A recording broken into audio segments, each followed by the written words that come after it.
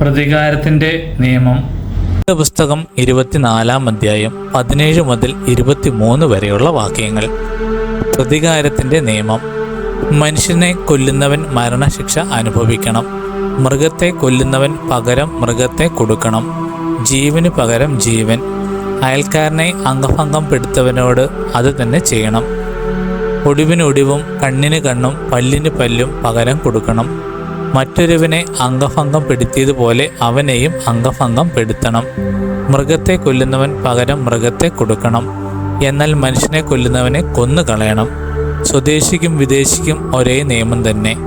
ഞാനാണ് നിങ്ങളുടെ ദൈവമായ കർത്താവ്. ദൈവദൂഷണം പറഞ്ഞവനെ പാളയത്തിന് പുറത്തു കൊണ്ടുപോയി കല്ലെറിയണമെന്ന് മോശ ഇസ്രായേൽ ജനത്തോട് പറഞ്ഞു. മോശയോട് കർത്താവ് കൽപ്പിച്ചതുപോലെ ഇസ്രായേൽ ജനം പ്രവർത്തിച്ചു.